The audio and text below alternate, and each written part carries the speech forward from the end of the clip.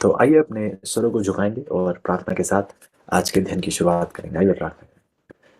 प्यारे प्रभु, धन्यवाद ही है इस भोर के समय के लिए। प्रभु, आपने हमें अपनी ताकत, अपनी सामर्थ, अपने प्रेम में जलाया है। प्रभु, ये आप ही की आशीष के द्वारा, आप ही की दया और करुणा के द्वारा आज हम एक बार फिर इस सभा, इस अध्ययन के मौके में एक बार फिर जुड़ पाए हैं। प्रभु, आपने हमें इस सुबह एक मकसद के लिए जलाया है। प्रभु, विनती है कि आज हम उस मकसद को ज़ाया ना होने दें, जिस मकसद के लिए हम जीवित हैं। यदि हम सांस में सांस बनाए बैठे हैं प्रभु, तो विनती है कि आज हम इसे व्यर्थ ना जाने दें। आज जो आपका मकसद है उसे हम और बेहतरी से समझें। आपकी सच्चाई, आपके इस ज्ञान को हम प्राप्त करें। और प्रभु, जैसा कल हमने देखा कि अपने चेलों को, जिनको आपने ये आशीष दी और ये सीख दी, बहुत से उनमें से ऐसे लोग थे प्रभु जो जिनके पास बहुत बड़ी डिग्री, बहुत बड़ी पढ़ाई लिखाई नहीं थी प्रभु, लेकिन क्योंकि वह आपके चरणों में बैठे, आपने उन्हें ये गहरी बातें सिखाई। प्रभु, हम दानियल के जीवन को देखते हैं, हम यूहन्ना के जीवन को देखते हैं। प्रभु, ये दो व्यक्ति थे जो छोटी उम्र में आपके करीब आए, और छोटी उम्र में ही क्योंकि उन्होंने अपना दिल आपके नाम किया प्रभु, आपने दानियल को ये भविष्यवाणी की किताब दी, दानियल की। यूहन्ना को आपने प्रकाशित वाक्य की किताब दी। इसलिए नहीं क्योंकि ये दुनियावी रास्तों में, दुनियावी सोच विचार में बहुत ज्ञानी थे प्रभु, लेकिन इसलिए क्योंकि इन्होंने अपने आप को आप में बहुत जल्द समर्पित कर दिया था। विनती है प्रभु कि आज हम भी अपने आप को आपके हाथों में समर्पित करके आपकी इन बातों को ग्रहण कर पाए, इस भविष्यवाणी की समझ प्राप्त कर पाए। और प्रभु, केवल समझ ही नहीं, इसकी सच्चाई को अपने जीवन में लागू कर पाए। हम भविष्यवाणी के उस स्रोत को समझें, उस नींव को समझें, ताकि प्रभु हम इस सच्चाई को दुनिया के सामने प्रकाशित करने वाले बन सके। शुक्रगुजार है प्रभु, जिस सच्चाई को आज आप हमारे सामने रखना चाह रहे हैं। विनती है प्रभु कि यह सच्चाई बहुत ही गहरे रूप से हमारे सामने रखी जाए, बहुत ही बेहतरी से हम इस सच्चाई को समझ पाए। प्रभु, आगे आने वाले दिनों में आप ही का नाम सदा के लिए ऊंचा उठाया जाए। शुक्रगुजार है प्रभु इस मौके के लिए। विनती है कृपया करके कि आप अपनी पवित्र आत्मा से हमारी अगुवाई करें। विनती है कि आप हमारे हर पाप के कलंक, दाग, धब्बे को हमसे दूर करें प्रभु, ताकि इस सच्चाई को पूरे रूप से समझने में कोई कमी न रह जाए। विनती है प्रभु कि एक पूर्णता से हमें इस सच्चाई की समझ हो, गहराई से इसकी परख हो, ताकि प्रभु जब सवाल उठाए जाएं, अजीजों से हम ये सच्चाई साझा करें, तो प्रभु एक गहरे रूप से, बहुत ही गहरे अध्ययन के साथ, एक नम्र स्वभाव के साथ, प्रभु का भय रखते हुए हम इस सच्चाई को पेश करें। प्रभु, आपका नाम अनंत काल तक सदा के लिए ऊंचा उठाया जाए, ये हमारी विनती है प्रभु। और यही सब कुछ हम आपके प्यारे बेटे प्रभु यीशु के नाम से मांगते हैं। आमीन, आमीन। आप सभी का एक बार फिर स्वागत है जीजो। और परमेश्वर हमें बहुत ही उम्दा सीख जो है अपने वचन के द्वारा पेश कर रहे हैं, और मैं ये उम्मीद करता हूँ कि आप इन सच्चाइयों पर बार बार अध्ययन कर रहे हैं। कल मेरी आपसे विनती थी और आज भी मेरी आपसे यही विनती रहेगी, क्योंकि आते हुए दिनों में हम गहराई और गहराई में बढ़ते ही चले जा रहे हैं। तो मेरी यही आपसे एक बार फिर गुजारिश रहेगी कि जो हम पढ़ रहे हैं, उम्मीद करता हूँ कि आप नोट्स लें, और गुजारिश करूँगा कि दोबारा जाकर, क्योंकि ये सब कुछ रिकॉर्डेड है, आप दोबारा जाकर इसको यूट्यूब, NIU प्रेयर मिनिस्ट्री के यूट्यूब चैनल पर जाकर दोबारा भी देख सकते हैं। तो विनती करूँगा कि बार बार इसे दोहराइएगा, गहराई से इसे समझिएगा, प्रार्थना और हलीमियत के साथ इस सच्चाई को आप प्राप्त कीजिएगा। और जब आप सीखें तो आप दूसरों को भी सिखाएं। और जैसे मैंने आपसे पहले कहा है कि यदि आप और गहराई से किसी पाठ को समझना चाहते हैं तो दूसरों के साथ साझा करें। इस वीडियो को साझा ना करें, आप पढ़कर आप साझा करें, ताकि जब आप पढ़ाएंगे किसी और को भी तो आप भी बेहतरी से इस पार्ट को समझ पाएंगे। ये मेरा आपसे वायदा है, प्रभु चाहते हैं कि हम दूसरों को ये सच्चाई साझा करें, और जब जब हम ऐसा करेंगे तो हम भी बहुत आशीषित होंगे ऐसे अनुभव से। तो आइएगा एक बार फिर अपना ध्यान जो है परमेश्वर के इस वचन की ओर लेकर जाएंगे। हम कल दानियल की 8 की परख कर रहे थे। यदि आप हमारे साथ थे कल, तो आपको याद होगा हम दानियल की 8 में से उस दो पशुओं का जिक्र किया जा रहा था, और हमने देखा कि जिन दो पशुओं का जिक्र किया जा रहा है वह एक मेढ़ा है और एक बकरा है। हमने देखा कि दानियल की 8 की शुरुआत, हम देखते हैं कि दानियल की 8 की शुरुआत उस मेढ़े से होती है जिसके दो सींग हैं। हमें कोई अपने अपने आप से इसका कोई अनुवाद या इसका कोई अर्थ देने की ज़रूरत नहीं थी, क्योंकि जो स्वर्गदूत दानियल को इस सच्चाई की समझ दे रहा था, उसी स्वर्गदूत ने, जो जिब्राइल है, उसी ने दानियल को, देखिए स्पष्ट रूप से दानियल की 8 की 20, यदि आप देखें दानियल 8:20, दानियल की 8 की 20 में जिब्राइल ने बहुत स्पष्ट रूप से बता दिया कि जो दो सींग वाला मेढ़ा तूने देखा उसका अर्थ मादियों और फारसियों के राज्य से है। तो हम देखते हैं कि जो पहला पशु पेश किया है दानियल की 8 में, वह मादियों और फारसियों के राज्य को दर्शा रहा है। फिर दानियल एक बकरे को देखता है जिसका एक सींग है, उस सींग के टूटने पर 4 और सींग आ खड़े होते हैं। दानियल की 8 की 21 में जिब्राइल इस बात को भी स्पष्ट कर देते हैं और कहते हैं कि वो रोंआर बकरा यूनान का राज्य है, उसकी आंखों के बीच जो बड़ा सींग निकला वह पहला राजा ठहरा, और वह सींग जो टूट गया उसकी संति जो 4 सींग निकले। इसका अर्थ यह है कि उस जाति के 4 राज्य उदय होंगे, परंतु उनका बल उस पहले का सा ना होगा। तो अब देखिए, बाइबल हमें अपने आप ही स्पष्ट रूप से, हमने बार बार इस बात को परखा है कि ये बाइबल ही हमें इस बात का अनुवाद देती है और बताती है कि ये पहला राज्य जो है मादियों और फारसियों के राज्य को दर्शाता है। दूसरा राज्य जो है, जो बकरे के द्वारा यहाँ प्रदर्शित किया गया है, ये दूसरा राज्य यूनान के राज्य को दर्शाता है। यदि आपको याद हो तो मैंने एक सवाल उठाया था जिसका जवाब नहीं दिया। एक सवाल उठाया था कि दानियल की 8 में, यदि आपको याद हो, दानियल की 2 में भविष्यवाणी की आगे आने वाली बातों की जो सीख थी, दानियल की 2 में वह बाबुल से शुरू होती है। दानियल की 2 में नेबुकदनेस्सर का जो स्वप्न है, उसमें उस मूर्ति में उसके सिर सोने का था और छाती और भुजाएं चांदी की थीं, जो मादी फारसियों को दर्शा रही थी। दानियल की 7 में देखें तो उसमें भी एक सींग से शुरुआत होती है, और वो सींग जो है वो उसी बाबुल देश को दर्शा रहा है। एक रीछ जिसके मुंह में 3 पसलियां हैं, एक तरफ से उठा हुआ है, मादियों फारसियों को दर्शा रहा है। इसमें से एक राज्य ज्यादा उठा हुआ था। दानियल की 8 में उस मेढ़े के द्वारा स्पष्ट हुआ कि जो 2 सींग थे बड़े थे, एक ज्यादा बड़ा था और जो बड़ा था वह बाद में आया, और जानकारी दी गई उस मादी फारसियों के राज्य के बारे में। दानियल की 2 और 7 में देखें तो ये शुरुआत, दोनों ही अध्यायों में शुरुआत बाबुल देश से होती है। लेकिन जब हम दानियल की 8 में जाते हैं तो जिब्राइल खुद स्पष्ट कर रहे हैं दानियल की 8 की 20 और 21 में कि यहां शुरुआत मादियों, फारसियों और फिर यूनान के राज्य से। तो बाबुल देश के यहां वर्णन क्यों नहीं किया गया? यहां उसके बारे में कोई जिक्र ही नहीं किया गया है, ऐसा क्यों है? और जो पशु पेश किए गए हैं, बल्कि और जो पशु पेश किए गए हैं वो मेढ़ा है और बकरा है, और मादियों फारसियों के राज्य को दर्शा रहे हैं और यूनान राज्य को। और हम सवाल पूछ रहे थे कि पहली बात तो दानियल की 8 में बाबेल का वर्णन ही नहीं है, उसका जिक्र ही नहीं किया जाता, ऐसा क्यों? और हमने देखा कि शायद कुछ का कहना है कि क्योंकि बाबेल जो है खत्म हो चुका है अब इस दौरान। सच्चाई ये कि खत्म नहीं हुआ था। दानियल की 8 की 1 उस बात को स्पष्ट कर देती है कि बेलशस्सर राजा के राज्य के 3रे वर्ष में उस पहले दर्शन के बाद एक और बात मुझ दानियल को दर्शन के द्वारा दिखाई गई।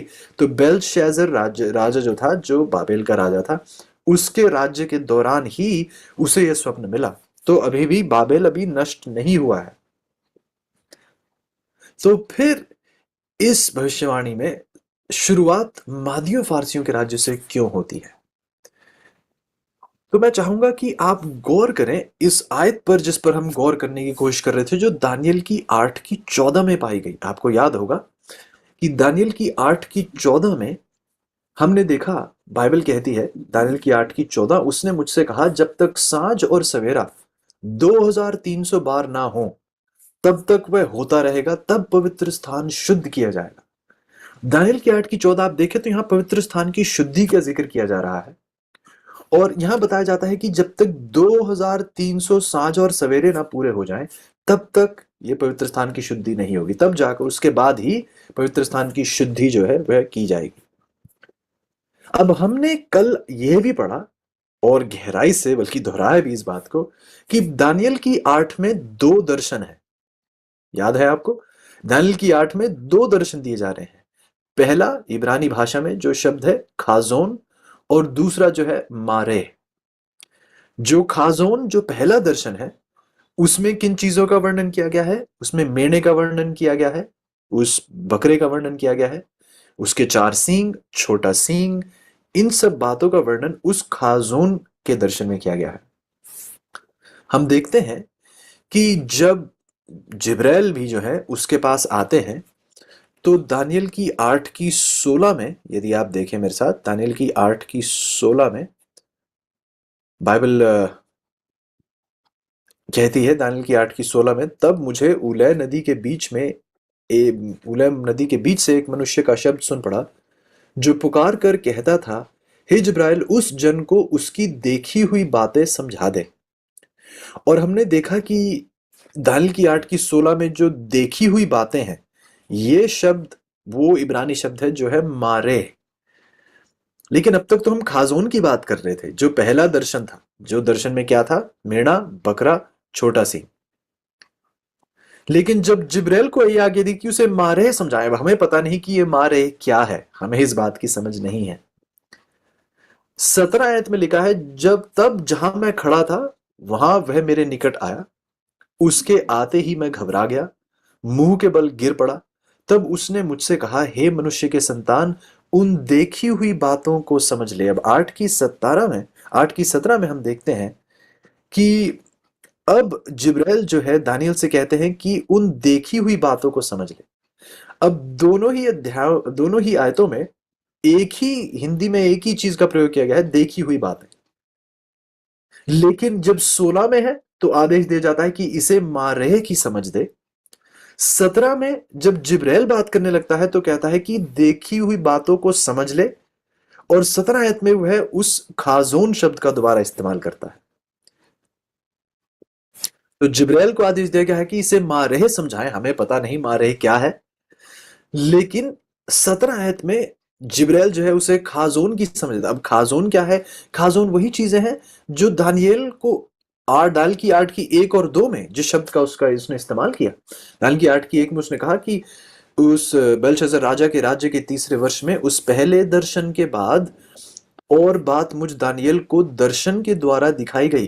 तो ये कहता है कि जो बात उसे दानियल को दर्शन में दिखाई गई, ये दर्शन जो शब्द है ये वो खाजोन शब्द है।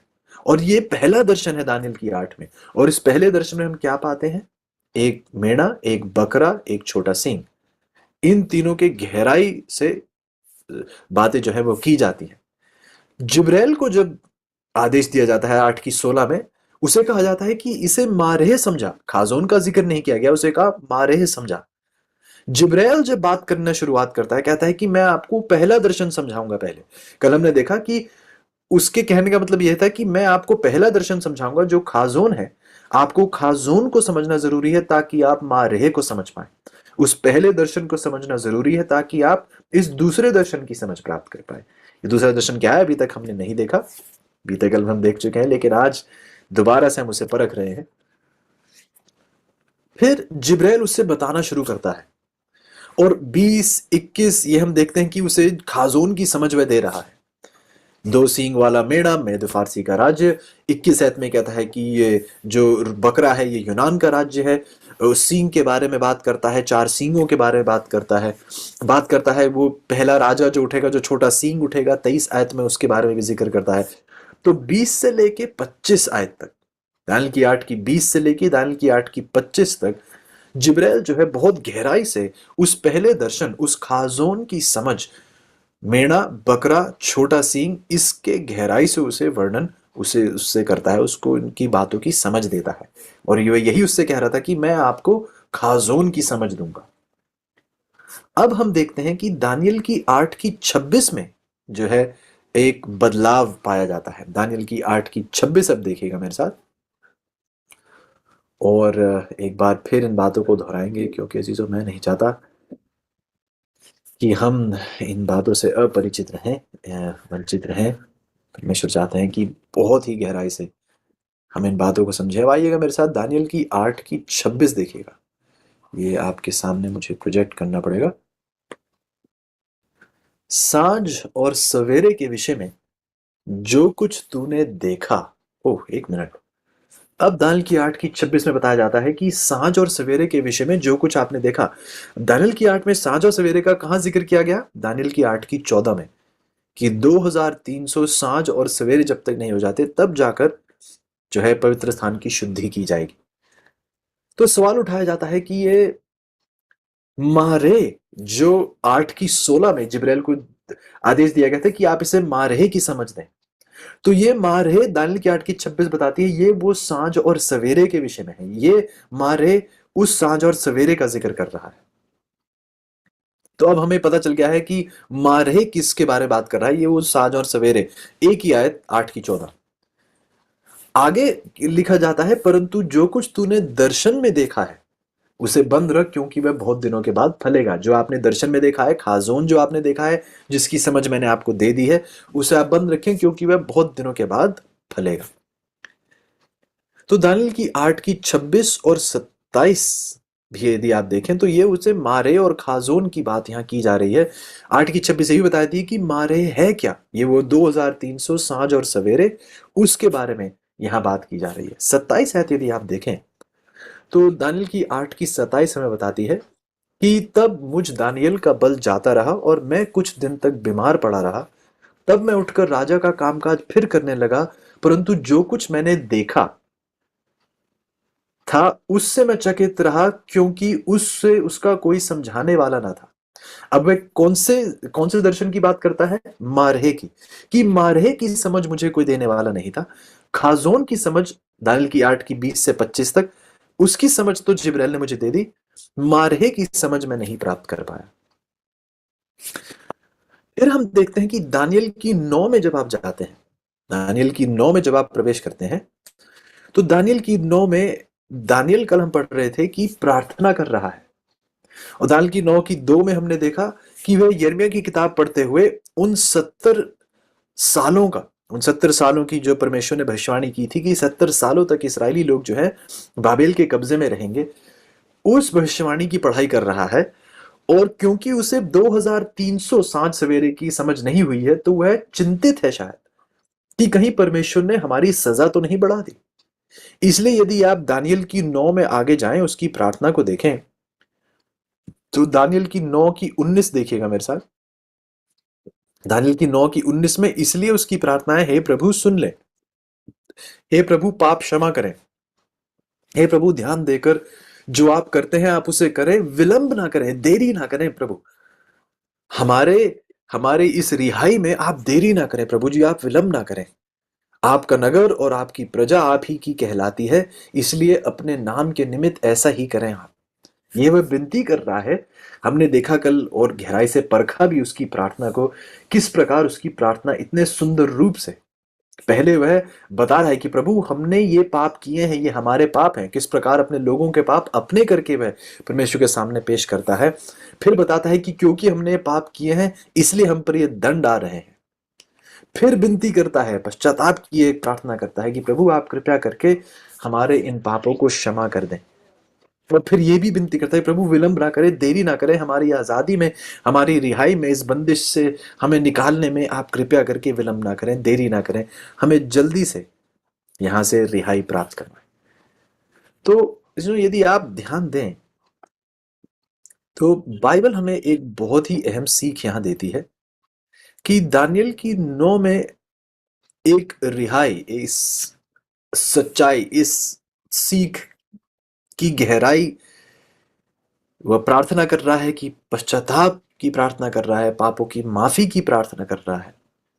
तब हमने कल देखा कि दानियल की 9, और हमने देखा आगे जाकर उसकी प्रार्थना का अंत, और 20 ऐत में लिखा है, दानियल की 9 की 20 में लिखा है, इस प्रकार मैं प्रार्थना करता और अपने इस्राएली जाति भाइयों के पाप का अंगीकार करता हुआ अपने परमेश्वर यहोवा के सम्मुख उसके पवित्र पर्वत के लिए गिड़गिड़ाकर विनती करता ही था। तब वह पुरुष जिब्राइल, जिससे मैंने उस समय देखा जब मुझे पहले दर्शन हुआ था, उसने वेग से उड़ने की आज्ञा पाकर सांझ के अन्न बलि के समय मुझको छू लिया और मुझे समझाकर मेरे साथ बातें करने लगा। तो मैं चाहूंगा जीजो, आप और गहराई से गौर करें। बाइबल अब बता रही है किस प्रकार जिब्राइल जो है दानियेल के करीब आता है, और वह जब प्रार्थना कर रहा था उसके जवाब में जिब्राइल को भेजा जाता है। और जब जिब्राइल आता है तो देखिए वह क्या कहता है। 21 ऐत में, दानियेल की 9 की 21 में कहता है, तब वह पुरुष जिब्राइल जिसे मैंने उस समय देखा था, जो मुझे पहले दर्शन में दिखाई दिया, सांझ के अन्न बलि के समय मेरे पास आया। 22 ऐत कहती है, उसने मुझसे कहा, हे दानियल, मैं तुझे बुद्धि और प्रवीणा देने को अभी निकल आया हूं। किस बात की बुद्धि वह देने आया था? हम 23 ऐत में पढ़ते हैं, जब तू गिड़गिड़ाकर विनती करने लगा तब ही इसकी आज्ञा निकली, इसलिए मैं तुझे बताने आया हूं, क्योंकि तू अति प्रिय ठहरा है। इसलिए उस विषय को समझ ले और दर्शन की बात का अर्थ बूझ ले। इसलिए तू उस विषय को समझ ले और दर्शन के और समझ ले और दर्शन की बात का अर्थ जो है बूझ ले। अब यदि जिब्राइल कहने लगे कि मैं आपको उस खाजोन का अर्थ देने आ रहा हूं, तो ये तो बात कुछ ठीक नहीं बैठेगी, क्योंकि दानियल की 8 में खाजोन की समझ में दे चुका है। खाजोन वो पहला दर्शन है जो मेढ़ा बकरा छोटे सींग के विषय में था, उसका जो अर्थ है वह उसे दे चुका है दानियल की 8 की 20 से 25 तक। दानियल की 9 की 23 में, क्योंकि वह देख रहा है, वो प्रार्थना कर रहा है, क्योंकि वह समझ नहीं पा रहा है कि 2300 सांझ और सवेरे जो मारे, जिस नाम से उसे संबोधित किया जाता है, उसकी उसे समझ प्राप्त नहीं हुई है। प्रार्थना कर रहा है वह पश्चाताप की, और उस प्रार्थना के जवाब में जिब्राइल को भेजा जाता है, और जिब्राइल दानियल की 9 की 23 में कहता है कि जिस दर्शन की बात का अर्थ है उसे देने आया है। दानियल की 9 की 23 में वो शब्द जो दर्शन है वो इब्रानी भाषा में मारेह शब्द है। वो 2300 सांझ और सवेरे जिसकी उसे समझ नहीं हुई थी, उन 2300 सांझ और सवेरे को दानियल की 8 की 26 में मारे शब्द के द्वारा संबोधित किया जाता है इब्रानी भाषा में। उस बात की उसे समझ नहीं थी, इसलिए दानियल की 8 की 27 में वह कहता है वह चिंतित था, वह परेशान था, क्योंकि कोई समझाने वाला ना था मारे के उस दूसरे मारे दर्शन को। इसलिए अब जिब्राइल आया है, और दानियल की 9 की 23 में वह कहता है कि आप उस मारे की बात का अर्थ जो है वह बूझ लें। तो अब ध्यान दीजिएगा कि जिब्राइल जो है उसे मारहे की समझ देने के लिए आया है 2300 सांझ और सवेरे। अब मैं चाहूंगा आप मेरे साथ एक बार फिर दानियल की 8 में जाएं। अभी तक हमने उस सवाल का जवाब नहीं दिया है कि दानियल की 8 में मादियो फारसियों के राज्य से कहानी क्यों शुरू होती है, कि कहानी बाबेल से क्यों नहीं शुरू होती जैसे दानियल की 2 और 7 में हो रही है। और वह इसलिए अजीजों, क्योंकि 2300 सांझ और सवेरे की जो भविष्यवाणी है, ध्यान से सुनेगा, 2300 वर्ष की दिन और वर्ष जैसे भविष्यवाणी की पढ़ाई में है, उनकी शुरुआत जो है वो मादियों फारसियों के राज्य से ही होती है। और एक फारसी राजा ही था। इसमें ज्यादा उलझेगा नहीं, इसको और स्पष्टता से आपके सामने रखेंगे आगे आने वाले समय में। लेकिन बस इतना ध्यान रखिएगा कि जो जिस भविष्यवाणी की यहां बात की जा रही है कि 2300 वर्ष दिन और वर्ष प्रतीकात्मक दिन, 2300 प्रतीकात्मक दिन जो भविष्यवाणी की पढ़ाई में सचमुच में साल दर्शाए जाते हैं, और भी उसके बारे में समझेंगे ऐसा क्यों है।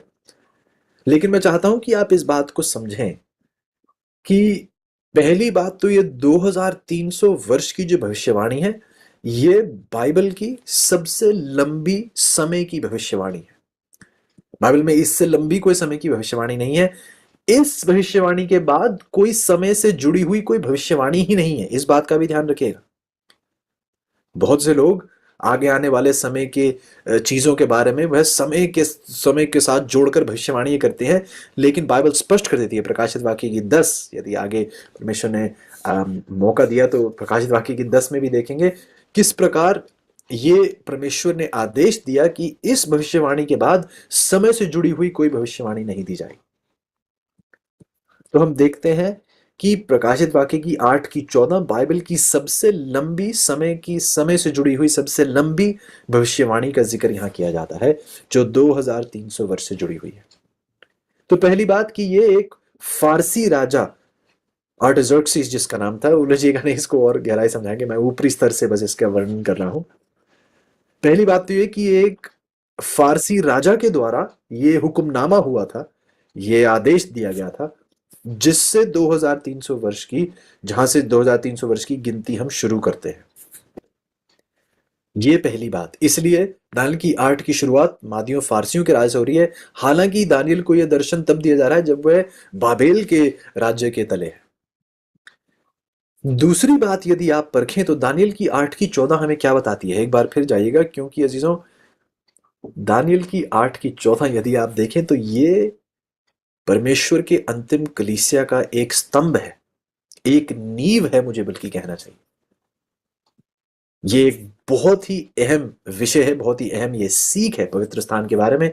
यदि हमारे कुछ अजीज हैं जो पवित्र स्थान की पढ़ाई से परिचित नहीं है तो बीते कल में हमने काफी गहरा अध्ययन भी किया है पवित्र स्थान की पढ़ाई में। उम्मीद करता हूं और गुजारिश करूंगा कि जाकर उस संदेशों को दोहराएं ताकि आप पवित्र स्थान की अहमियत को समझ पाएं। दानियल की 8 की 14 हमें बताती है, उसने मुझसे कहा जब तक सांझ और सवेरे 2300 बार ना हो तब तक वह होता रहेगा, तब पवित्र स्थान शुद्ध किया जाएगा। 2300 वर्षों के बाद ही जो बाइबल कहती है पवित्र स्थान शुद्ध किया जाएगा। तो यदि आप दानियल की 8 में देखें, जो मारे है, जो 2300 सांझ और सवेरे है, जिसकी समझ जिब्राइल देने के लिए आया है दानियल की 9 में, ये पवित्र स्थान के विषय से जुड़े हुए हैं। और दानियल की 8 में ये इतना महत्वपूर्ण विषय है, इतनी अहम ये बात है, क्योंकि पूरी बाइबल में यहीं से शुरुआत की जाती है इस सबसे लंबी भविष्यवाणी की। समय से जुड़ी हुई सबसे लंबी भविष्यवाणी बाइबल की, इसका जिक्र यहीं से शुरू होता है, जो 2300 सांझ और सवेरे का यहां जिक्र किया जा रहा है। क्योंकि ध्यान से सुनिएगा, क्योंकि ये भविष्यवाणी पवित्र स्थान की शुद्धि से जुड़ी हुई है। इसलिए यदि आप गौर करें अजीजों, तो आप देखेंगे कि दानियल की 8 में 2 पशुओं का जिक्र किया गया है। यदि आप दानियल की 2 में देखें तो राज्यों को उस अलग अलग पदार्थ के द्वारा, सोना, चांदी, पीतल, लोहा, लेकिन यदि आप दानियल की 7 में देखें तो सिंह, रीछ, चीता और भयानक जीव, इन सब चीजों के द्वारा, पशुओं के द्वारा दर्शाया जाता है। लेकिन दानियल की 8 में यदि आप देखें तो पशु भी बदल गए हैं, और इस बार पशु क्या है? मेढ़ा है और बकरा है। क्या आपको पता है कि ये खास यही पशु क्यों चुने गए थे, मेढ़ा और बकरा? क्योंकि दानियल की 8 उस मारहे पर जोर डाल रही है, क्योंकि दानियल की 8 चाहती है कि हम उस 2300 सांझ और सवेरे की समझ प्राप्त कर पाए। इसलिए चीजों ये जानना बहुत ही अहम है, ये जानना बहुत ही जरूरी है कि दानियल की 8 में जो पशु भी हैं वो पवित्र स्थान के ही पशु हैं। मेढ़ा और बकरा, इन पशुओं की बलि चढ़ाई जाती थी पवित्र स्थान में। तो जिन पशुओं का जिक्र किया गया है, जिनके द्वारा ये राज्य प्रदर्शित किए जा रहे हैं, ये पशु भी पवित्र स्थान से ही जुड़े हुए पशु हैं। सिंह, रीछ, भालू, ये सब क्या कहना चाहिए, ये ऐसे पशु थे जिन्हें अंग्रेजी में अनक्लीन कहा जाता था, इनकी अनुमति नहीं दी गई थी, और इसलिए इनका वर्णन भी नहीं 8 में किया जाता है। पशु भी बदल दिए जाते हैं दानियल की 8 में, क्योंकि ये पूरा का पूरा अध्याय हमारा ध्यान उस गहरी उस बिल्कुल एक अहम उस नींव पर लेकर जाना चाहता है दानियल की 8 की। और दानियल की 8 की नींव, दानियल की 8 की 14 है उस 2300 सांझ और सवेरे के विषय में। यहां तक कि जो पशुओं का जिक्र किया गया है वो भी पवित्र स्थान के ही पशु हैं, एक मेढ़ा और एक बकरा। तो यदि आप गौर करें तो दानियल की 8 की 14 हमें बहुत कुछ कहना चाह रही है यदि आप गौर से सुन रहे हैं, यदि आप ध्यानपूर्वक सुन रहे हैं, तो ये आयत हमसे बहुत कुछ कहना चाह रही है। अब यदि आप पवित्र स्थान की बात करें, तो बाइबल कहती है कि पवित्र ये 2300 वर्ष की जो सच्चाई है, ये पवित्र स्थान की शुद्धि से जुड़ी हुई है कि 2300 साल के बाद ही पवित्र स्थान की शुद्धि की जाएगी। अब पवित्र स्थान की शुद्धि समझने के लिए आपको पहले पवित्र स्थान की थोड़ी समझ प्राप्त करनी होगी कि 2300 सांझ और सवेरे का परमेश्वर की पवित्र स्थान से उसका क्या रिश्ता है, उसका क्या ताल्लुकात है, कि पवित्र स्थान की शुद्धि का 2300 वर्षों से क्या उसका लेना देना है, उसका क्या मतलब है, क्या एक रिश्ता है उन दोनों के बीच। तो यदि आप पवित्र स्थान की ओर देखें, जो मिलाप वाला तंबू भी उसे कहा जाता है, तो दिखाएंगे आपको इस चित्र के द्वारा कि यदि आप मिलाप वाले तंबू की ओर देखें, उस पवित्र स्थान की ओर देखें, तो उसमें उसके तीन भाग थे। पवित्र स्थान के तीन भाग थे। एक ऐसी एक फेंस थी, एक चार दीवारी थी इसकी। इसके बीच एक आंगन था। इस आंगन में सबसे पहले वो होम बलि की वो वेदी थी और एक हौद थी, जिसको आंगन कहा जाता है। ये आंगन था उस पवित्र स्थान का। फिर वो तंबू था। उस तंबू यहां से तंबू को एक तरफ, यहां से एक कपड़ा एक आपको काट के, उस एक हिस्सा उसका काट के आपको अंदर का दृश्य दिखाया जा रहा है, लेकिन ऐसा नहीं दिखता था। ये सिर्फ आपको समझाने के लिए उन्होंने ऐसे चित्र को ऐसे काट के आपको दिखा रखा है कि अंदर क्या है। तो पहले भाग को पवित्र स्थान कहा जाता था, दूसरे भाग को महापवित्र स्थान कहा जाता था।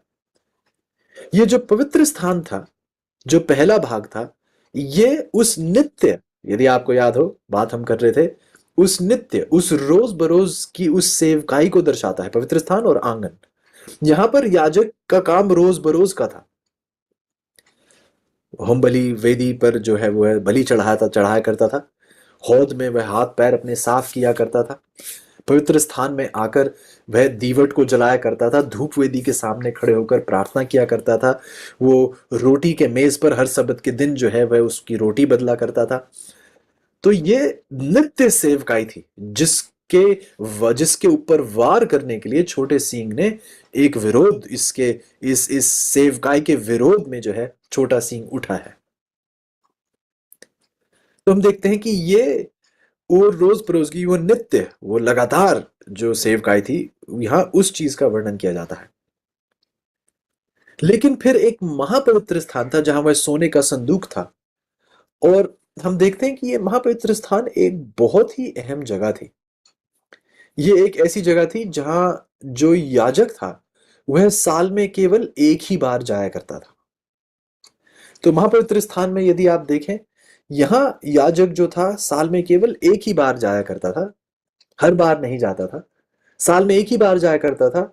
और वो साल पश्चाताप का दिन कहलाया जाता था। और उस पश्चाताप के दिन को जो याजक था वह वहां जाया करता था। और ये यदि आप देखें, चित्र पे आप ध्यान दे रहे हो, तो पवित्र स्थान और महापवित्र स्थान के बीच भी एक पर्दा हुआ करता था, ठीक जैसे आंगन और पवित्र स्थान के बीच भी एक पर्दा हुआ करता था। इसी प्रकार महापवित्र और पवित्र स्थान के बीच भी एक पर्दा हुआ करता था। और इस पर्दे पर जो भी पशु की बलि चढ़ाई जाती थी, उस पशु का लहू लाया जाता था याजक के द्वारा भीतर। और उस पर्दे पर, जो पवित्र और महापवित्र स्थान के बीच है, उस पर्दे पर उस लहू को छिड़क देता था। और इस पर्दे पर वो लहू को छिड़कने के द्वारा जो है उसके जो पाप हैं, जो पापी के जो पाप हैं, जो उससे पशु तक चले गए हैं विश्वास के द्वारा, जो उसने पापों का पश्चाताप किया, और उस लहू उन पाप के उस हिसाब को दर्शाता है। इसको परमेश्वर के सामने रखा जाता है इस पर्दे के ऊपर। और परमेश्वर की जो मौजूदगी जो है, जो उसकी महिमा है, वो उस महापवित्र स्थान में प्रकट होती थी। और याजक इस पर्दे से पहले जो धूप वेदी है उस पर खड़े होकर परमेश्वर से प्रार्थना किया करता। तो यदि आप बहुत बहुत करीबी रूप से यदि आप गौर करें, तो बाइबल अब हमें यहां ये बता रही है कि जब महा पवित्र स्थान में याजक उस साल में एक बार जब कदम रखता था, तो वहां अंदर जाकर परमेश्वर के सामने वह मौजूद होता था। पूरा इसराइल एक उपवास के दौर में होता था, हलीमियत का एक दौर था, बहुत ही संजीदगी का माहौल था, क्योंकि अब सारे इसराइल का न्याय हो रहा था उस दिन।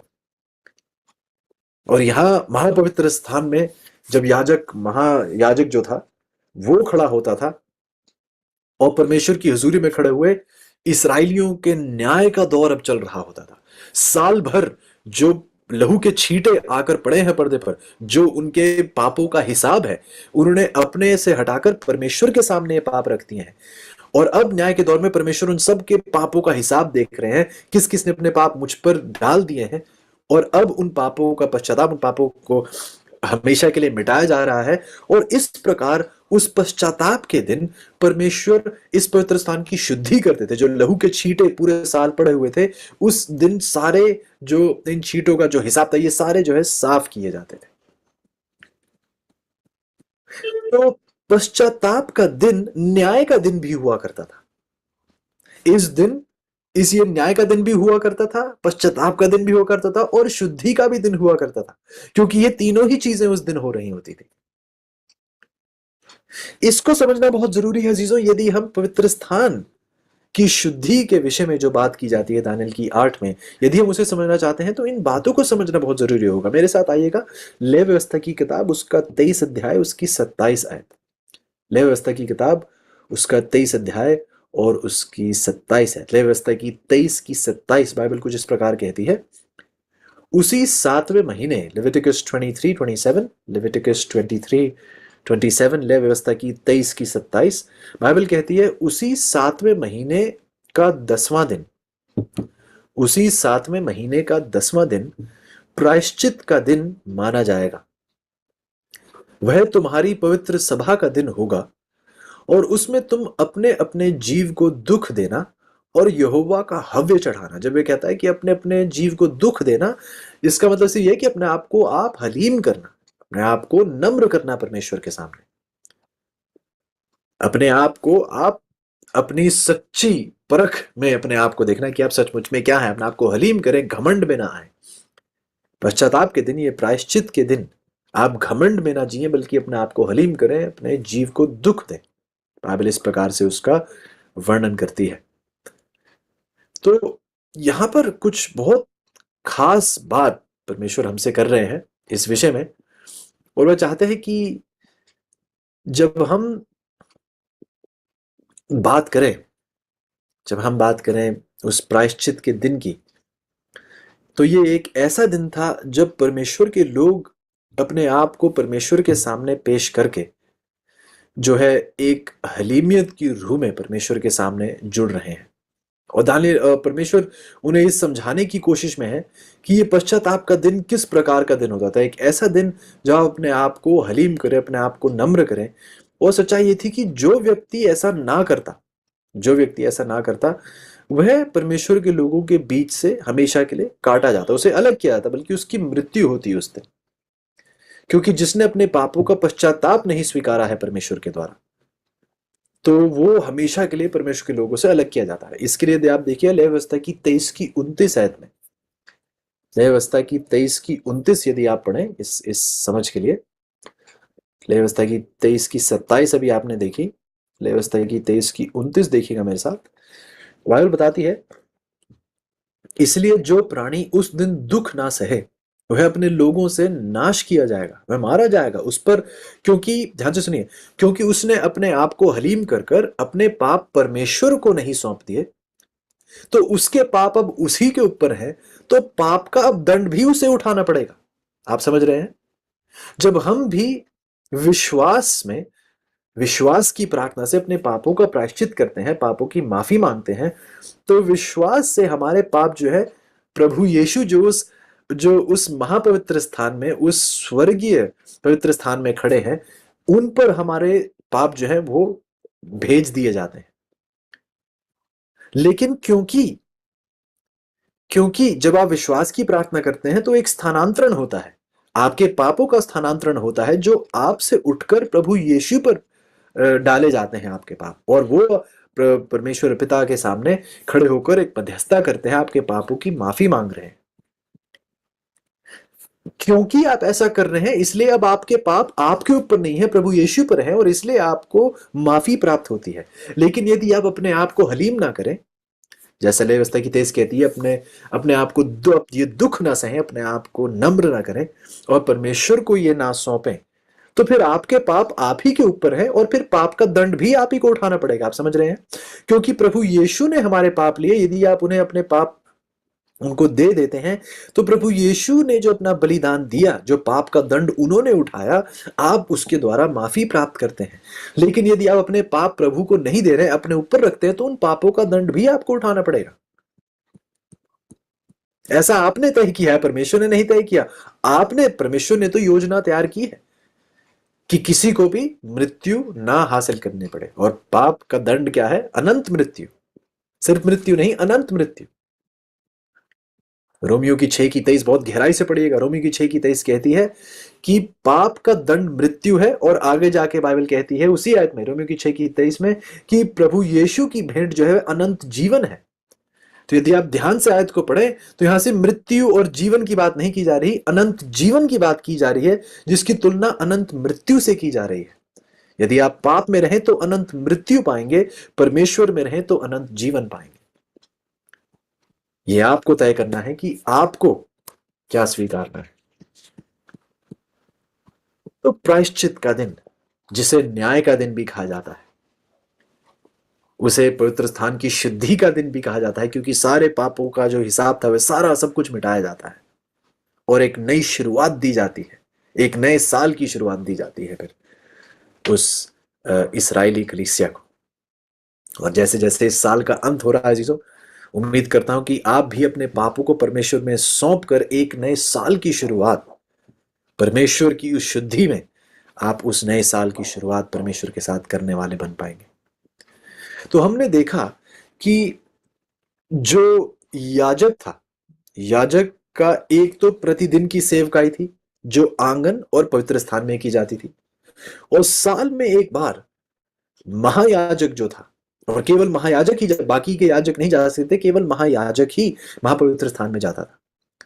तो दिन प्रतिदिन की नित्य जो सेवकाई थी, उसमें याजक आंगन और पवित्र स्थान में रहते थे, और साल में एक बार महायाजक जो है, उस प्रायश्चित के दिन, पश्चाताप के दिन, वह उस महापवित्र स्थान में प्रवेश करते हैं और परमेश्वर से वो लोगों के न्याय को स्वीकारते हैं।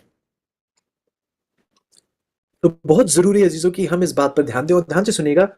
2300 सांझ और सवेरे की जो पढ़ाई है, वह इसी बात पर, पवित्र स्थान की शुद्धि पर टिकी हुई है। ये वो नींव है जिससे हम 2300 वर्ष को इस पर टिके हुए देखते हैं, और इससे हम समझते हैं कि 2300 वर्ष की जो भविष्यवाणी, इसकी महत्वपूर्णता क्या है। तो उम्मीद करता हूं चीजों की अब तक हम इस बात की तो समझ प्राप्त कर पाए हैं कि जो 2300 वर्ष की जो भविष्यवाणी जिसका जिक्र किया गया है, इसकी समझ हमें केवल इस बात से होती है कि ये जो भविष्यवाणी, ये पवित्र स्थान की पढ़ाई से जुड़ी हुई है, पवित्र स्थान की शुद्धि से जुड़ी हुई है। जो शुद्धि का दिन है वह न्याय का दिन है, प्रायश्चित का दिन है। तो यहां न्याय भी हो रहा है, प्रायश्चित भी हो रहा है। अब मैं चाहता हूं कि आप मेरे साथ देखें कि अचानक से दानियल की 8:14 में यहां प्रायश्चित की बात, न्याय की बात कैसे आ खड़ी हुई, या फिर ये एक पहली भी बात है, ये कोई नई बात है, या ये बात पहले से भी परमेश्वर हमें समझाता है? नहीं, ये बात पहले से भी, भविष्यवाणी के जो पहले हिसाब है उसमें भी प्रभु हमें ये बात समझाते आ रहे हैं। इसलिए मैंने आपसे कहा था, दानियल की 7 का एक ऐसा हिस्सा है जिसको हमने छुआ ही नहीं था। हमने बाकी ये पशु देखे दानियल की 7 में, लेकिन उसका एक हिस्सा था जो हमने नहीं छुआ। आज हम चाहेंगे कि उसे जाकर थोड़ा और गहराई से परखें, और मैं चाहूंगा कि आप मेरे साथ इसमें मेरे साथ जुड़े। दानियल की 7 में मेरे साथ जाइएगा,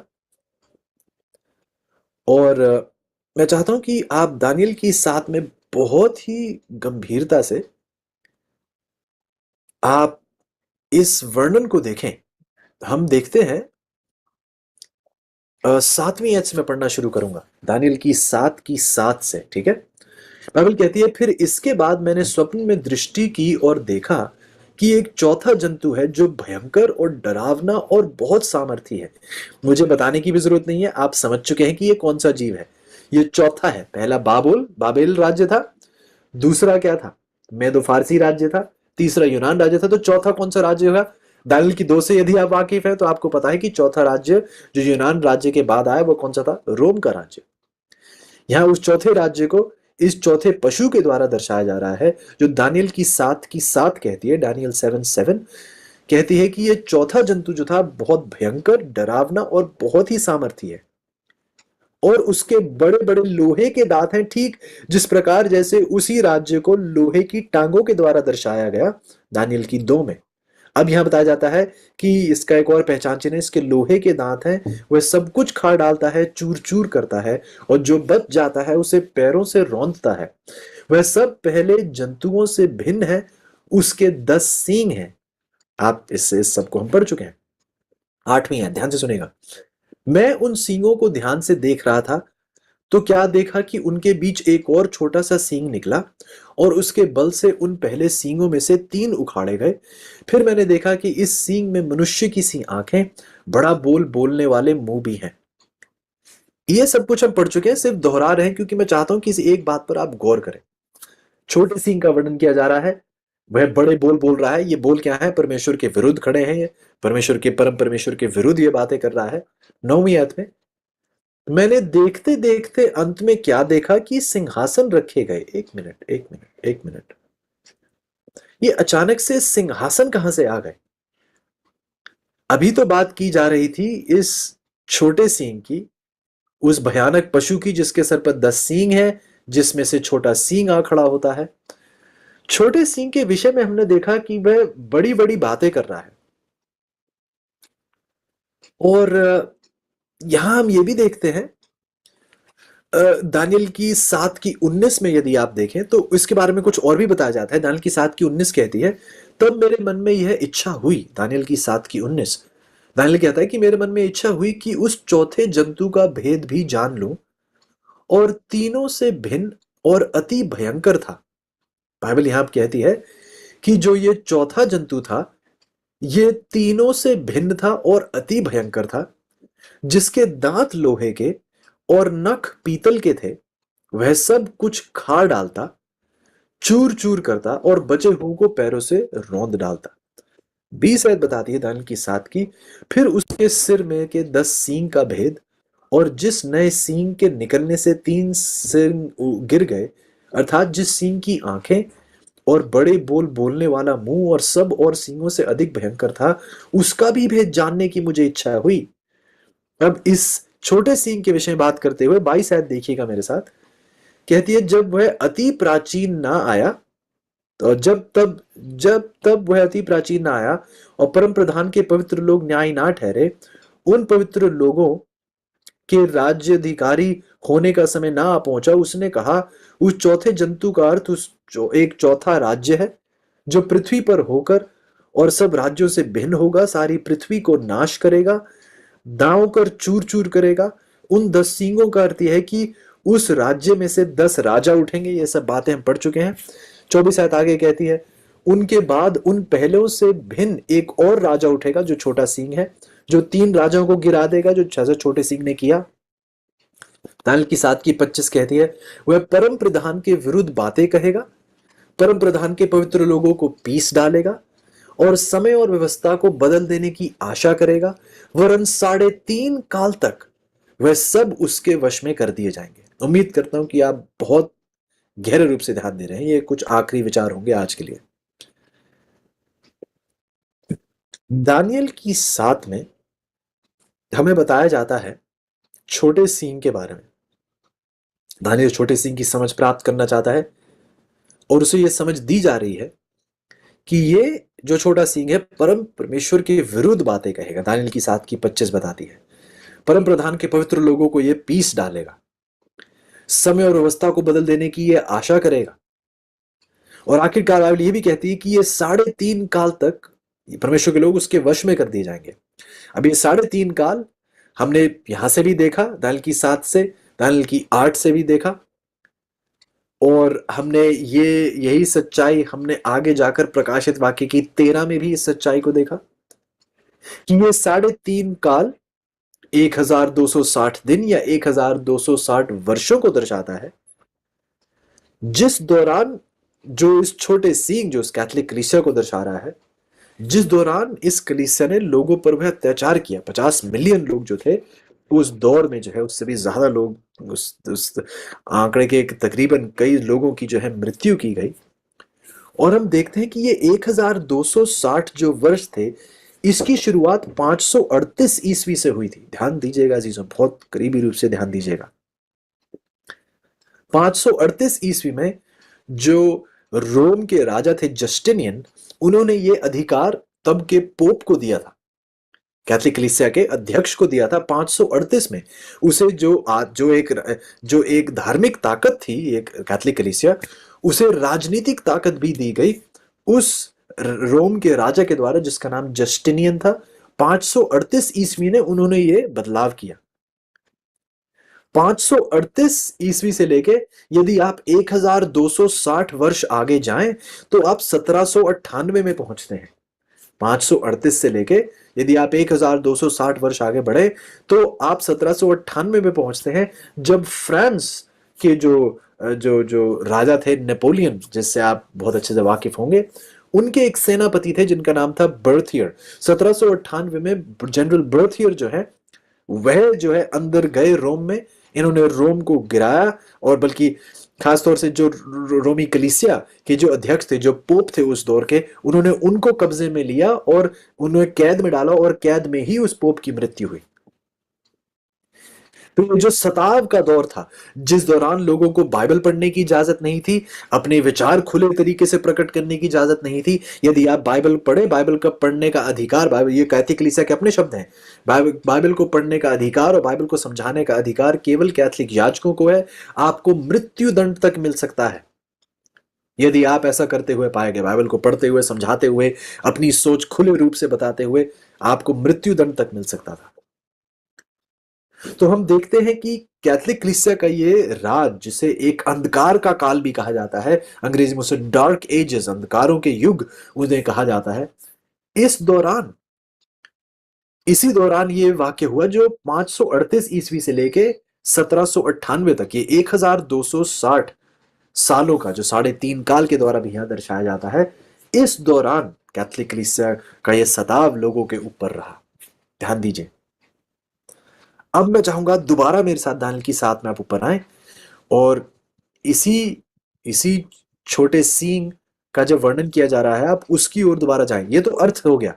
दानियल की 7 की अंत में हमने उस पूरे स्वप्न का अर्थ देखा, लेकिन जब स्वप्न देखा जा रहा है, उसके विषय में देखिए कैसे, किस प्रकार से वह पेश किया जाता है। दानियल की 7 की 8 एक बार फिर देखेंगे। कहता है कि मैंने उन सींगों को ध्यान से देख ही रहा था, तो क्या देखा कि उनके बीच एक और छोटा सा सींग निकला, उसके बल से उन पहले सींगों में से 3 उखाड़े गए। फिर मैंने देखा कि इस सींग में मनुष्य की सी आंखें और बड़ा बोलने वाला मुंह भी है। ये बातें स्पष्ट हो चुकी हैं। अब मैं चाहूंगा कि आप बहुत गौर करें। ये छोटा सींग है, परम परमेश्वर के विरुद्ध ये बड़ी बड़ी बातें कर रहा है। अब इस छोटे सींग का अर्थ दानियल की 7 के अंत में हमने देखा कि दानियल को दिया जा रहा है कि ये परमेश्वर के विरुद्ध बातें कहेगा, परमेश्वर के विरुद्ध ये आ खड़ा होगा, परमेश्वर के लोगों पर ये सताव लाएगा। ये सब बातें तो इसके अर्थ में स्पष्ट हो चुकी हैं।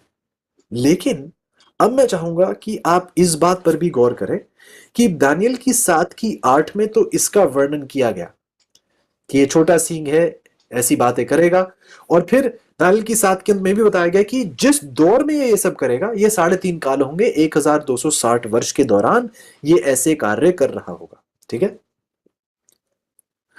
फिर जब ये इसका राज्य ऐसा पूरा हो जाएगा, जब तक इतने सालों में ये ऐसा सताव लोगों पर लाता रहेगा, फिर इसके बाद क्या होगा? गौर से सुनिएगा। यह समझना क्यों जरूरी है? क्योंकि जिस प्रकार से स्वप्न पेश किया जा रहा है, तो एक राज्य के बाद दूसरा राज्य, एक हादसे के बाद दूसरे हादसे का वर्णन किया जा रहा है। मैं चाहता हूं यह समझना जरूरी है। क्यों? एक बारी फिर मेरे साथ आइएगा। दानियल की 7 की 6, दानियल की 7 की 6 में लिखा है, इसके बाद मैंने दृष्टि की और देखा कि एक चीते के समान एक और जंतु, जिसकी पीठ पर पक्षी के 4 पंख, उस जंतु के 4 सिर थे, उसको अधिकार दिया गया। ठीक है, तो ये किस किस चीते के कौन से राज्य को दर्शा रहा है? उस यूनान राज्य को। जो पहला उसका राजा था सिकंदर महान, जब उसकी मृत्यु हुई, 4 सेनापति आए जिसमें यूनान राज्य बांटा गया, इसलिए 4 सिर यहां दिखाए जा रहे हैं। ठीक इस पशु के बाद दानियल कहता है, फिर उसे स्वप्न में अगली बात क्या दिखाई दी 7वीं आयत में, इसके बाद एक स्वप्न में दृष्टि की और एक चौथा जंतु भयंकर 10 सींग, छोटा सींग उसमें से निकला।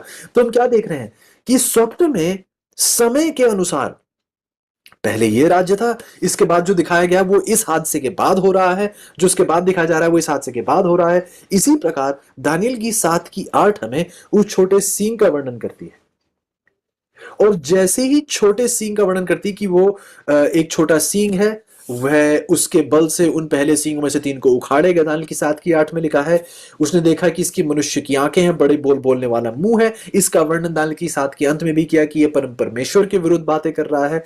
ये वो छोटा सींग है। अब दर्शन में इस छोटे सींग के बारे में यह बताया गया, और हमें पता है कि जो ये काम करेगा ये कितनी देर तक करेगा, 3.5 साल तक, जो 1260 साल होंगे।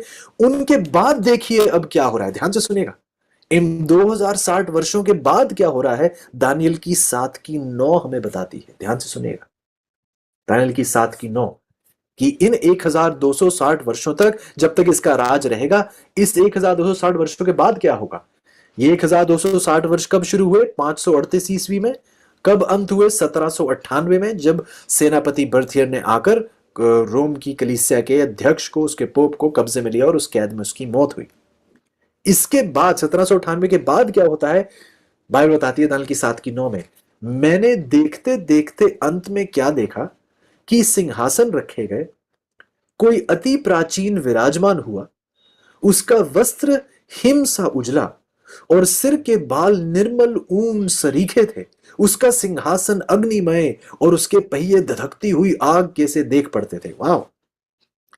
अब तक ध्यान से सुनेगा, दानियल की 7 की 8 तक तो दानियल केवल क्या देख रहा था? इस पृथ्वी के राज्यों को देख रहा था। बाबेल हो गया, मेदो फारसी राज्य हो गया, यूनान राज्य हो गया, रोम राज्य हो गया, छोटा सींग कैथोलिक कलीसिया होगा, ये दुनियावी राज्यों का ये दर्शन देख रहा था। अब अचानक से दुनिया से इसकी नजर हटाकर इसे अब स्वर्ग की नजर, स्वर्ग का दर्शन दिया जाता है। स्वर्ग में परम परमेश्वर अपने सिंहासन पर विराजमान है। हमें दिखाई देता है दानियल की 7 की 9 में कि उसने उसके वस्त्र जो है हिम सा, जो उसका उजला उसका वस्त्र है, उसके सिर के बाल निर्मल ऊन सरीखे थे। उसने देखा कि सिंहासन रखे गए, मनुष्य की आंख, बल्कि हाँ, उसने देखा कि उसका सिंहासन जो था वह अग्नि में, उसके पहिए धधकती हुई आग से देख पड़ते थे। अब देखिए कि ये स्वर्गीय एक दर्शन में है। दानियल की 7 की 10, उस प्राचीन के सम्मुख से आग की धारा निकलकर बह रही थी। फिर हजारों हजार लोग जो स्वर्गदूत हैं, हजारों हजार स्वर्गदूत उसकी सेवा टहल कर रहे थे, और लाखों लाख लोग जो सचमुच में स्वर्गदूत है, हिंदी में पता नहीं क्यों लोग लिखा गया है, और लाखों लाख लोग उसके सामने हाजिर थे। फिर न्यायी बैठ गए और पुस्तकें खोली गई। क्या आप ध्यान से सुन रहे हैं जीजो? बाइबल यहां बताती है कि इस छोटे सींग का राज है, और ठीक इस छोटे सींग के राज के बाद जो 1260 वर्ष का इसका राज्य है,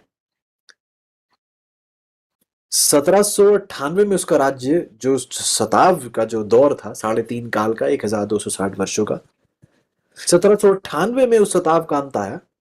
1798 के बाद दानियल कहता है कि मुझे दिखाई दिया कि परम परमेश्वर अपने सिंहासन पर है, और दानियल की 7 में वह देख रहा है कि जो वह दानियल की 7 की 10 में वह कहता है, उस प्राचीन के सम्मुख से आग की धारा निकल रही थी। हजारों हजार स्वर्गदूत कहना चाहिए उसकी सेवा टहल कर रहे थे, लाखों लाख लोग उसके सामने हाजिर थे। फिर दानियल की 7 की 10 ये भी कहती है कि न्यायी बैठ गए और क्या हो गया? पुस्तकें खोली गई। ओ, न्यायी बैठ गए और पुस्तकें खोली गई, जिसका मतलब ये न्याय का दौर शुरू हो रहा है। पुस्तकें काय के लिए हैं? जो हिसाब के लिए हैं, ये हिसाब की पुस्तकें हैं। और सब लोगों का हिसाब देखकर अब एक न्याय किया जा रहा है। उम्मीद करता हूं जी आप गौर कर रहे हैं, दोबारा दोहराऊंगा ये बातें कल भी ताकि हम इन्हें बेहतरी से समझ सकें। 1798 जो 1260 वर्ष थे, जब वो खत्म हुए 1798 के बाद हमें बताया जा रहा है कि एक न्याय का दौर शुरू हो रहा है। 1798 के बाद हमें नहीं पता कब, हमें ये अब तक साथ में दानियल की साथ में हमें ये नहीं पता कि 1798 के बाद कब ये न्याय का दौर शुरू हो रहा है, लेकिन कुछ समय बाद 1798 के कुछ समय बाद जो है हम देखते हैं कि एक न्याय का दौर है। हिसाब की पुस्तकें खोली गई हैं, न्याय शुरू हो रहा है। कुछ और भी बताया जाता है कि 1798 के बाद क्या होता है। दानियल की 7 की 11 पढ़िएगा, बल्कि 12 पढ़िएगा,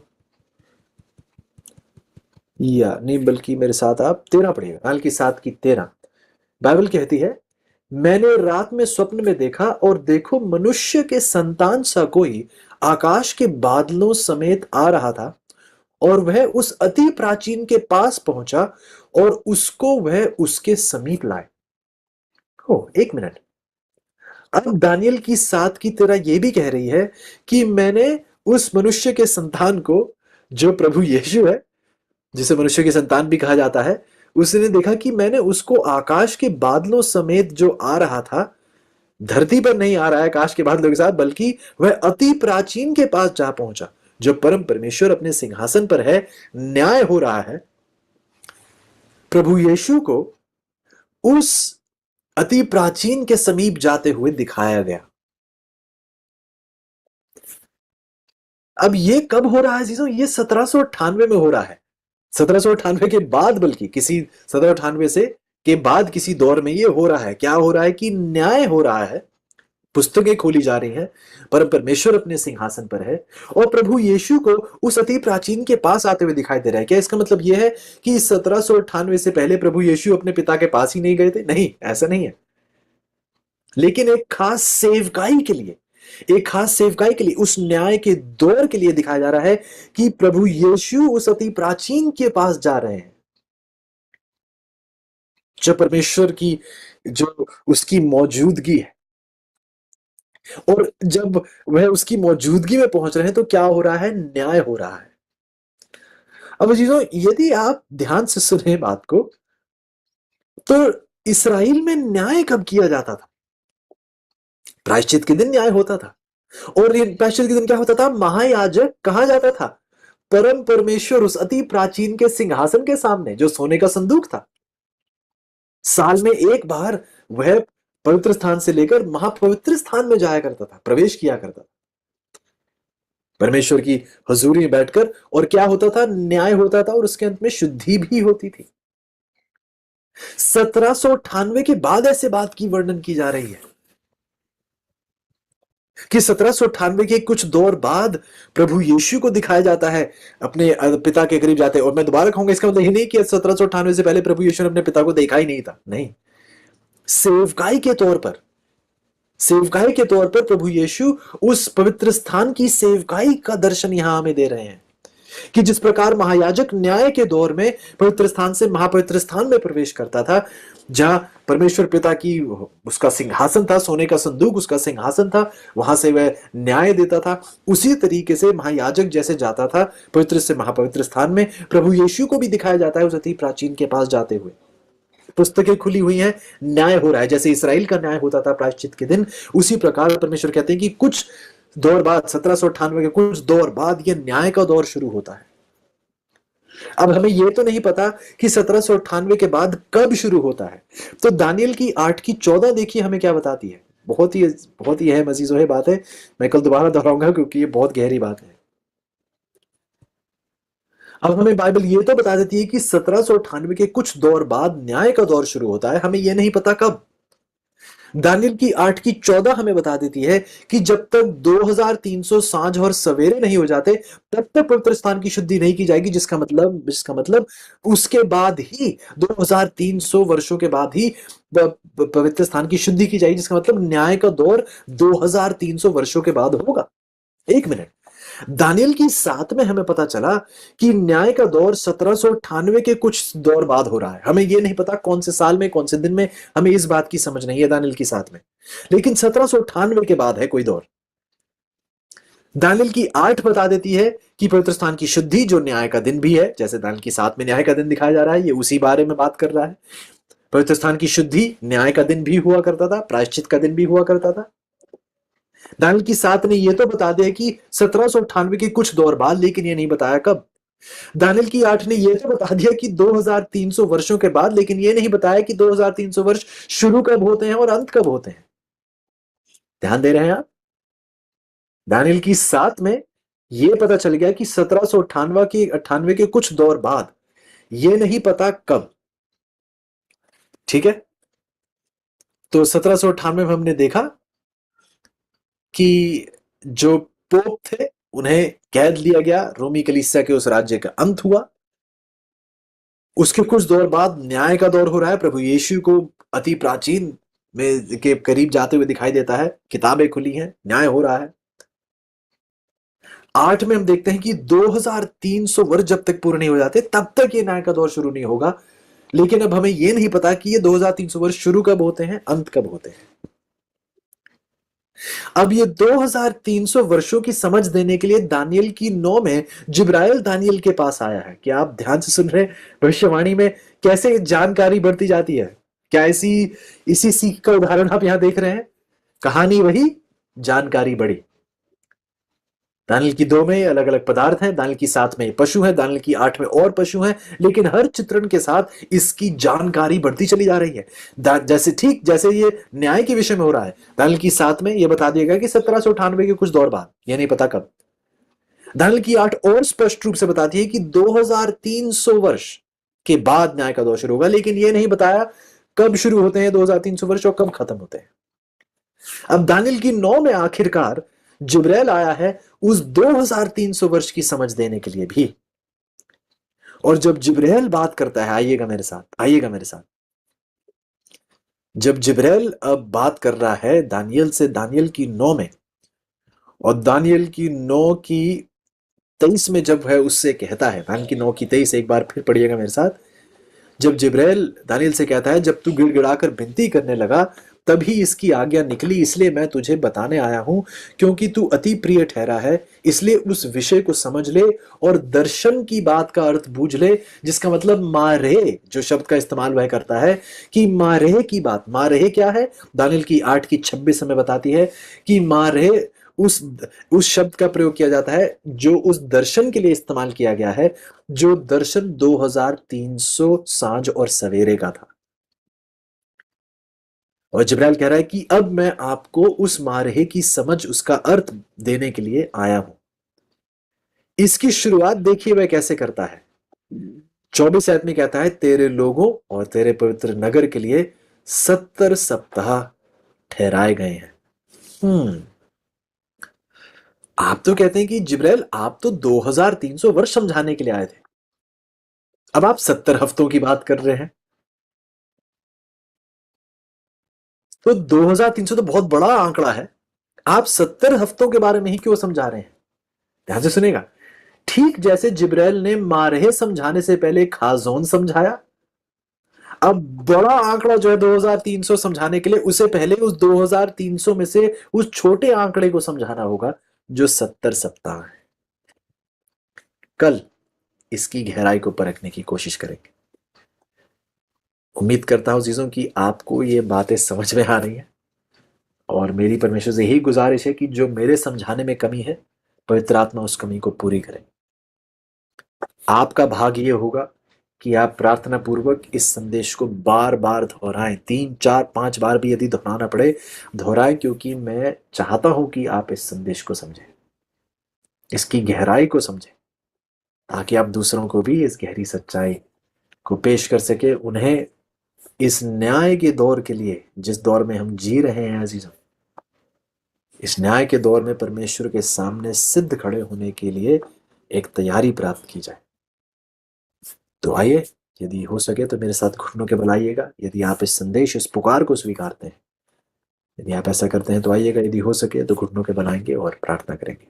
आइए प्रार्थना करें।